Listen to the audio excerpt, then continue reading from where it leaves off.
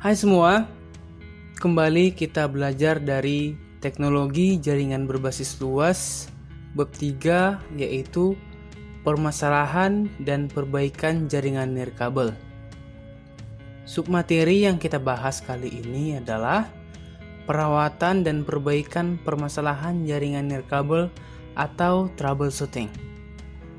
Pada video materi sebelumnya, kita telah belajar pokok bahasan diagnosis gangguan jaringan nirkabel dan contoh diagnosis permasalahan.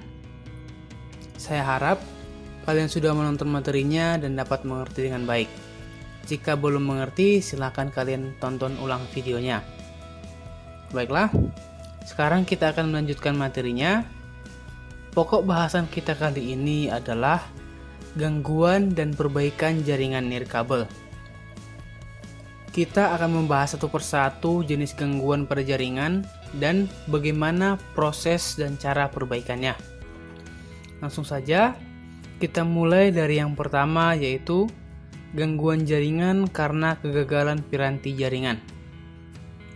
Untuk gangguan jaringan karena kegagalan piranti jaringan bisa bermacam-macam. Mulai dari gangguan karena kegagalan LAN card atau kartu jaringan, karena kegagalan switch, atau bahkan dalam cakupan yang lebih luas, kegagalan dapat terjadi pada switch sentral yang menghubungkan jaringan server. Untuk kegagalan LAN card, maka yang dapat dilakukan adalah dengan cara mengganti dengan kartu jaringan yang baru. Oke, kita lanjut. Gangguan yang kedua adalah gangguan jaringan karena kegagalan sistem. Kegagalan sistem dalam jaringan bisa saja terjadi karena ada masalah dengan DHCP server, sehingga klien tidak menerima IP address.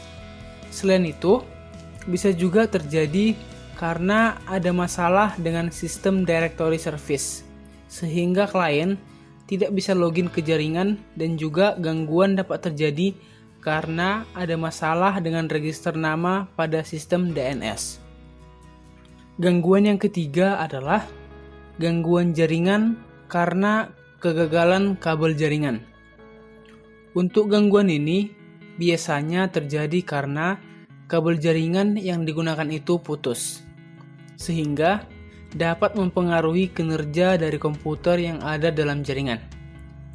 Masalah ini dapat berdampak atau mempengaruhi satu blok gedung karena putusnya kabel antara switch, atau bahkan dapat berdampak pada sebagian besar komputer dalam jaringan LAN karena kegagalan kabel backbone. Gangguan selanjutnya adalah kerusakan pada kabel dan konektor jaringan. Kabel dan konektor jaringan adalah media penghubung antara komputer yang satu dengan komputer yang lain, atau dengan peralatan lain yang digunakan untuk membentuk suatu jaringan. Kabel dan konektor untuk membuat jaringan LAN yang banyak digunakan ada 3 jenis, yaitu yang pertama, jenis kabel UTP dengan konektor RJ45. Gangguan atau kerusakan pada kabel jenis ini adalah konektor yang tidak terpasang dengan baik atau longgar, susunan kabel yang salah, dan kabel yang putus. Kerusakan pada kabel jenis ini dapat diketahui dengan melihat apakah lampu indikatornya hidup atau tidak, yaitu yang ada pada kartu jaringan atau pada hub atau switch. Pada masalah ini, yang terganggu adalah komputer yang kabelnya mengalami gangguan. Yang kedua adalah jenis kabel koaksial dengan konektor BNC. Kabel jenis koaksial memiliki akses yang cukup lambat bila dibandingkan dengan jenis kabel lainnya, dan sering terjadi gangguan karena konektor yang longgar atau tidak terkonek, kabel short, dan kabel terbuka.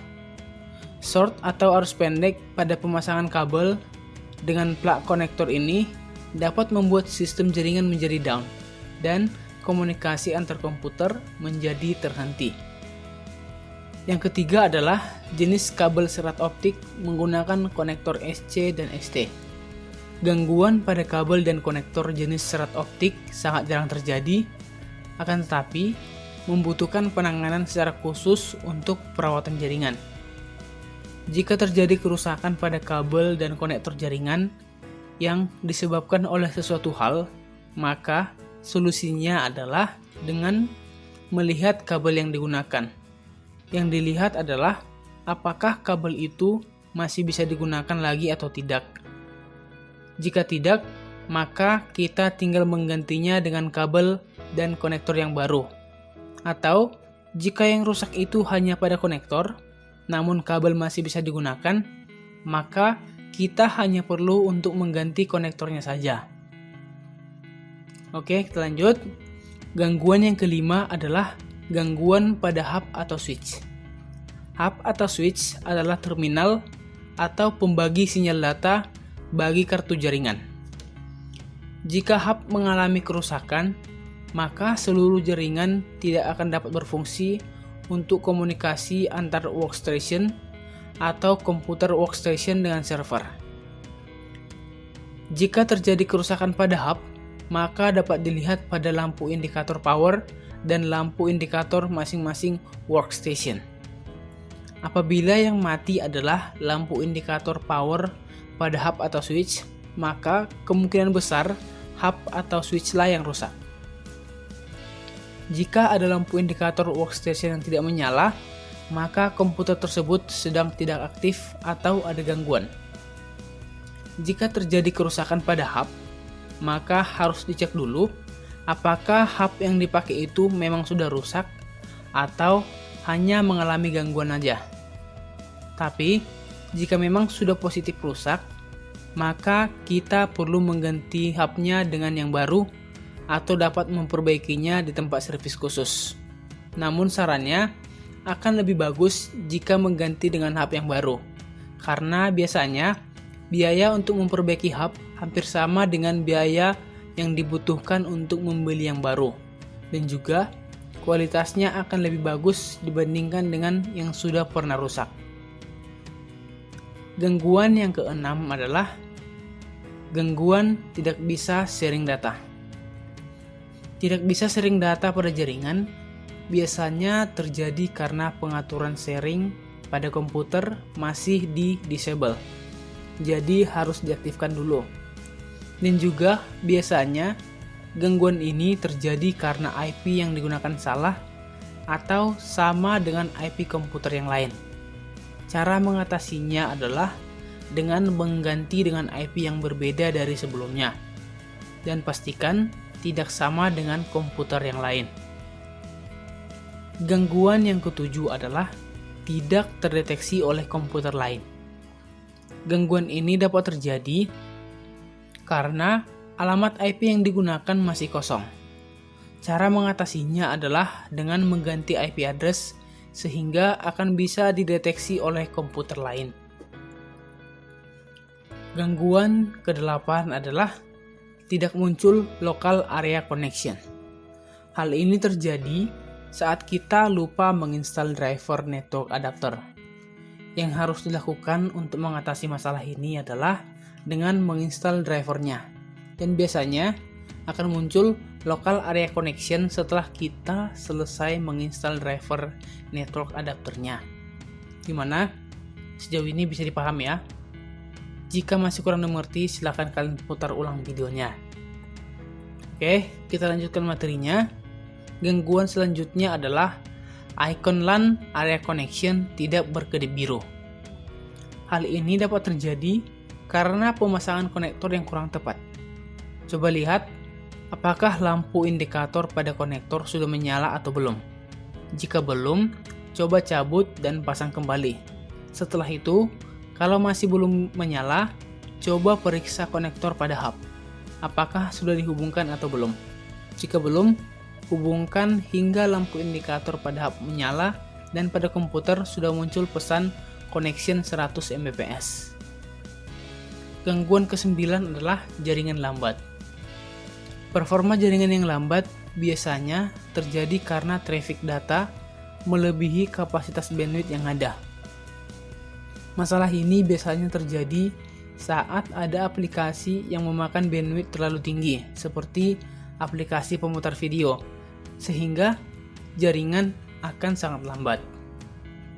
Cara yang dapat dilakukan untuk mengatasi masalah ini adalah dengan cara melakukan pembatasan pada setiap akses data. Gangguan ke-10 adalah masalah jaringan karena ledakan virus. Jenis gangguan ini adalah masalah jaringan yang bukan karena kegagalan infrastruktur jaringan fisik. Namun, sistem jaringan akan kebanjiran traffic dari pengaruh virus yang menyerang sistem server dan menulari ke semua komputer dalam jaringan. Kinerja sistem jaringan akan menjadi sangat pelan, bahkan bisa dibilang ambruk. Yang bisa dilakukan untuk mengatasi masalah ini adalah dengan menerapkan best practice security policy, dan pertahanan sistem harus kuat dalam menangani masalah ini. Gangguan selanjutnya adalah koneksi antar komputer dan akses point lambat. Masalah ini dapat terjadi kemungkinan karena jarak antara komputer dan akses point terlalu jauh. Solusinya adalah yang dapat dilakukan dengan memperdekat jaraknya. Gangguan terakhir yang akan kita bahas adalah printer tidak dapat diakses di komputer lain. Kondisi ini dapat terjadi karena printer belum disaring. Untuk mengatasi masalah ini, dapat dilakukan dengan cara membuat pengaturan printer menjadi mode sharing. Baiklah, sekian materinya. Jika ada yang kurang dimengerti, silahkan bertanya. Terima kasih.